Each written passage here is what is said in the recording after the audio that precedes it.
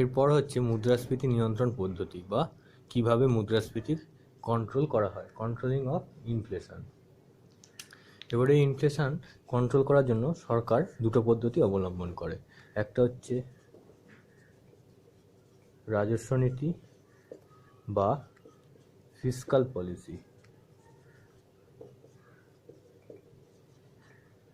আর একটা হলো আর্থিক নীতি বা মনিটারি পলিসি। এই দুটোভাবে তোমার মুদ্রাস্ফীতি নিয়ন্ত্রণ করা হয়। ফার্স্টে ফিসকাল পলিসি আসি। এই ফিসকাল পলিসি যেটা আছে সেটা করে কে? সরকার। সরকার এই ফিসকাল পলিসির মাধ্যমে তোমার মুদ্রাস্ফীতি নিয়ন্ত্রণ করে। এই ফিসকাল পলিসির যে কাজগুলো হচ্ছে, এক নম্বর হচ্ছে তোমার কি হাতিয়ার, যেগুলো ট্যাক্সটাকে কি করে বাড়িয়ে দেয়। ইনকাম ট্যাক্স যদি সরকার বাড়িয়ে দেয় সেক্ষেত্রে কি হবে, মানুষের কিন্তু আয়ের পরিমাণ বাড়লেও তার ট্যাক্সের পরিমাণ বৃদ্ধি পাওয়ায় কিছুটা ক্রয় ক্ষমতা শক্তি হ্রাস পাবে। এই বিষয়ে যদি ক্রয় ক্ষমতা শক্তি হ্রাস পায় তাহলে সেক্ষেত্রে কি হবে দেখো, যদি ডিমান্ড কার্ভ হয় আর এটা যদি তোমার সাপ্লাই কার্ভ হয় তাহলে কি হবে, যদি ডিমান্ডটা হ্রাস পেয়ে যায় তাহলে ডিমান্ড কার্ভ বাঁ দিকে কিন্তু শিফট করবে। ফলে কি হলো দেখো, প্রাইস ছিল P1, সেখান থেকে কমে গিয়ে হয়ে গেল কত, P0। ফলে মুদ্রাস্ফীতি কিছুটা হ্রাস পেল। এই ট্যাক্স বৃদ্ধির ফলে কিন্তু তোমার মুদ্রাস্ফীতি কিছুটা হ্রাস পায়।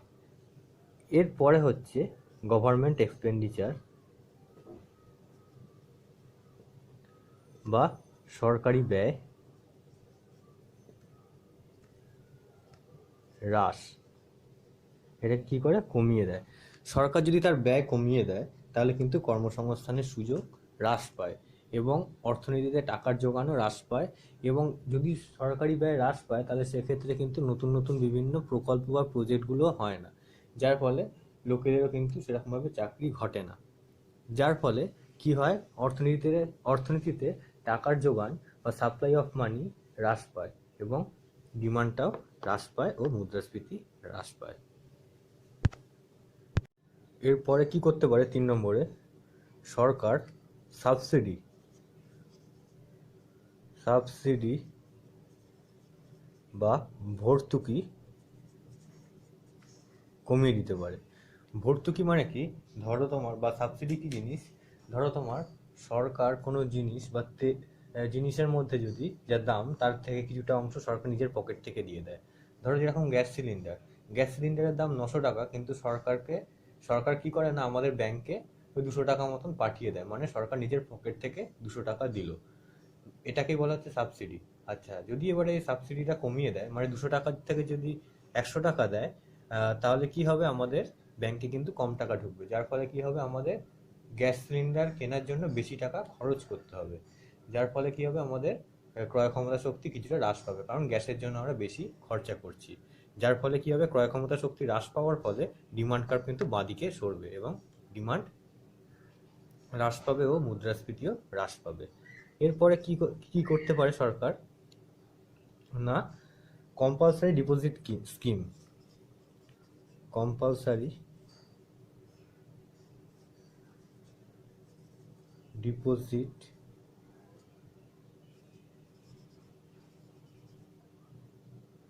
স্কিম বা বাধ্যতামূলক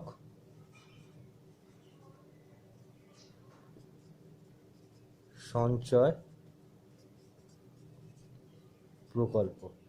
এই বাধ্যতামূলক সঞ্চয় প্রকল্প কি জিনিস, মানে কিছু কিছু প্রকল্প যেগুলো হয় কি, তোমার ইচ্ছা না থাকা সত্ত্বেও সেই প্রকল্পগুলো তোমাকে করতেই হবে, মানে সেই প্রকল্পে টাকা সঞ্চয় করতেই হবে। এটাকে বলা হচ্ছে কি বাধ্যতামূলক সঞ্চয় প্রকল্প। মুদ্রাস্ফীতি দেখা দিলে সরকার এই ধরনের প্রকল্প করে থাকে, যার ফলে কি হয়, মানুষ বাধ্যতামূলকভাবে সেই প্রকল্পে টাকা জমা করে এবং নির্দিষ্ট সময় পরে সেই টাকা আবার সরকার তাকে ফেরত দিয়ে দেয়। কিন্তু সেই সময়ের জন্য যাতে মুদ্রাস্ফীতিটা হ্রাস পায়, তাই কি করে, সরকার অর্থনীতি থেকে কিছুটা টাকা নিজের কাছে নিয়ে নেয়, যার ফলে টাকার যোগান হ্রাস পায় এবং মানুষের ক্রয় ক্ষমতা শক্তিও হ্রাস পায় এবং মুদ্রাস্ফীতি নিয়ন্ত্রণ হয়। ফিসকাল পলিসিতে এই তাহলে সরকার এইভাবে তোমার মুদ্রাস্ফীতি নিয়ন্ত্রণ করে। এইবারে চলে আসি আর্থিক নীতি বা মানিটারি পলিসিতে। এই আর্থিক নীতি বা মানিটারি পলিসি তোমার যে কোনো দেশের কেন্দ্রীয় ব্যাংক বা রিজার্ভ ব্যাংক অফ ইন্ডিয়াতে রিজার্ভ ব্যাংক অফ ইন্ডিয়া করে থাকে। এর প্রধান যে কাজগুলো করে সেটা হলো ফার্স্টে 1 নম্বরে ব্যাংক রেট। ব্যাংক রেটটাকে কি করে বাড়িয়ে দেয়। এই ব্যাংক রেট কি জিনিস, অনেক সময় কি করে না, কেন্দ্রীয় ব্যাংকের থেকে বিভিন্ন বাণিজ্যিক ব্যাংক যেরকম SBI, UBI, Axis bank, UCO bank, Allahabad bank, বিভিন্ন যে বাণিজ্যিক ব্যাংকগুলো রয়েছে সেই বাণিজ্যিক ব্যাংকগুলো কি করে না, রিজার্ভ ব্যাংকের থেকে লোন নেয় বা রিজার্ভ ব্যাংক অনেক সময় এদের থেকে লোন গ্রহণ করে। এই লোন গ্রহণ করার জন্য যে ইন্টারেস্ট রেটটা আদান প্রদান হয় সেই ইন্টারেস্ট রেটটাকে বলা হচ্ছে কি ব্যাংক রেট। এটা কেন্দ্রীয় ব্যাংক এবং বাণিজ্যিক ব্যাংকের মধ্যে হয়ে থাকে।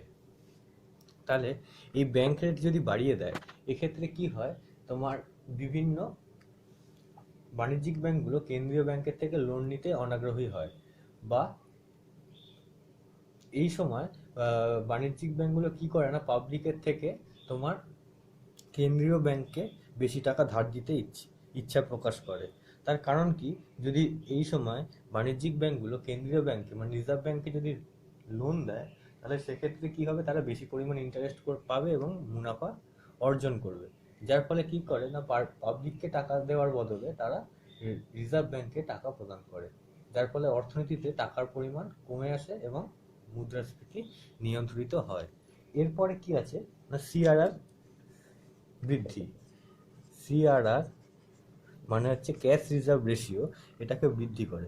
ক্যাশ রিজার্ভ রেশিওটা কি জিনিস, প্রত্যেক বাণিজ্যিক ব্যাংকে যে টাকা জমা হয়, মানে বিভিন্ন চাহিদা আমানতে যেসব টাকা জমা হয় তার কিছুটা পরিমাণ অংশ বাধ্যতামূলকভাবে কেন্দ্রীয় ব্যাংকের কাছে জমা করতেই হয়। যেরকম কি ধরো কোনো একটা এসবিআই ব্যাংকের কাছে 100 টাকা জমা পড়লো, তার 10% যদি সিআরআর কেন্দ্রীয় ব্যাংকের কাছে জমা থাকে তাহলে সিআরআর রেট হলো 10%, মানে 100 টাকার মধ্যে থেকে 10 টাকা তোমাকে কেন্দ্রীয় ব্যাংকের কাছে বাধ্যতামূলকভাবে জমা রাখতেই হবে। এটাই হচ্ছে সিআরআর রেট। এইবারে মুদ্রাস্ফীতির সময় যদি এই সিআরআর বাড়িয়ে দেয় তাহলে কি হবে না, 10% থেকে যদি 20% করে দেয় তাহলে কি হবে, বাণিজ্যিক ব্যাংকগুলোকে বেশি পরিমাণ টাকা কেন্দ্রীয় ব্যাংকের কাছে জমা রাখতে হবে, যার ফলে তারা তাদের সঞ্চিত অর্থ থেকে লোনের পরিমাণ, মানে পাবলিককে যে লোন দেয়, বিভিন্ন জনসাধারণকে যে লোন দেয় সেই লোনের পরিমাণ কমাতে হবে। এই লোনের পরিমাণ কম হলে অর্থনীতিতে টাকার যোগানও হ্রাস পায় এবং মুদ্রাস্ফীতি নিয়ন্ত্রিত হয়। কারণ অর্থের পরিমাণ যদি হ্রাস পায় তাহলে নতুন ইন্ডাস্ট্রি, শিল্প আসতে সমস্যা হয় এবং নতুন শিল্প না এলে কর্মসংস্থানও সেরকমভাবে বৃদ্ধি পায় না। ফলে অর্থনীতিতে এগ্রিগেট ডিমান্ড হ্রাস পায় এবং মুদ্রাস্ফীতিও নিয়ন্ত্রিত হয়। এরপর হচ্ছে তোমার ইন্টারেস্ট রেট।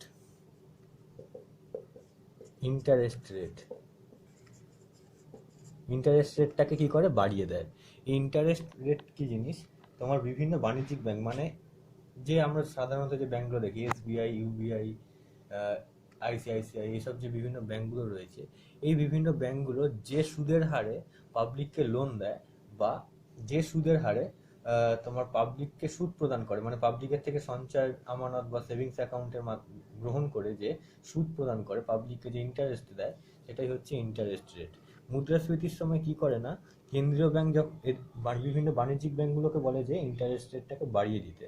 এই ইন্টারেস্ট রেট যদি বাড়িয়ে দেয় তখন কি হবে, পাবলিকরা লোন নেওয়ার পরিবর্তে পাবলিকরা সঞ্চয়ের দিকে বেশি আগ্রহী হবে, কারণ লোন নিলে তাদেরকে বেশি ইন্টারেস্ট দিতে হবে এবং তারা যদি টাকা সঞ্চয় করে তাহলে উল্টো দিক থেকে ব্যাংকের থেকে তারা বেশি পরিমাণ ইন্টারেস্ট পাবে। সুতরাং এখানে মুনাফা হচ্ছে তোমার সঞ্চয়ের দিক থেকে।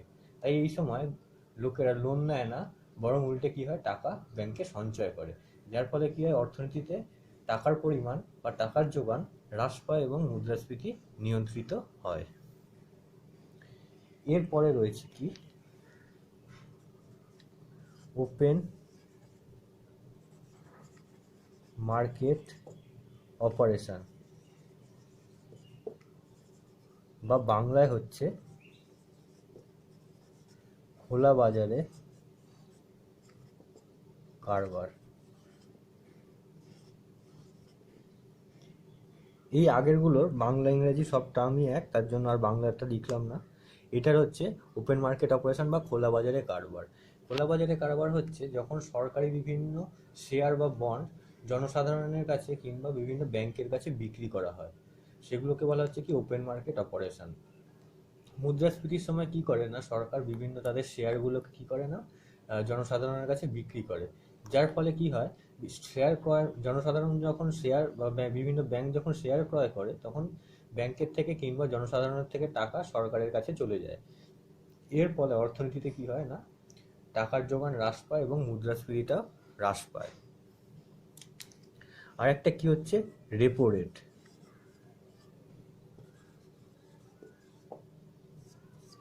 রেপো রেট কি জিনিস? রেপো রেট হচ্ছে তোমার যখন কেন্দ্রীয় ব্যাংক বাণিজ্যিক ব্যাংকগুলোকে স্বল্পকালীন লোন দেয়, মানে শর্ট টার্ম লোন। এই শর্ট টার্ম লোনের জন্য যে সুদ ধার্য করে, সেটাই হচ্ছে রেপো রেট।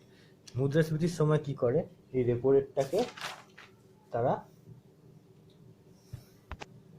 রেটটাকে তারা কি করে, বাড়িয়ে দেয়। এই রেপো রেট বৃদ্ধির ফলে কি হচ্ছে না, কমার্শিয়াল ব্যাংক তখন বাণিজ্যিক ব্যাংকগুলো তখন কি না কেন্দ্রীয় ব্যাংকে ঋণ দিতে বেশি আগ্রহী হয়, কারণ সেই সময় তারা রেপো রেট বৃদ্ধির ফলে সেই সময় তারা বেশি পরিমাণ সুদ কেন্দ্রীয় ব্যাংকের থেকে আদায় করতে পারে। যার ফলে কি হচ্ছে না, বাণিজ্যিক ব্যাংকগুলো তখন জনসাধারণের থেকে বেশি লোন কেন্দ্রীয় ব্যাংকে প্রদান করে, যার ফলে অর্থনীতিতে মুদ্রার যোগান বা অর্থের যোগান হ্রাস পায় এবং মুদ্রাস্ফীতি কন্ট্রোল হয়।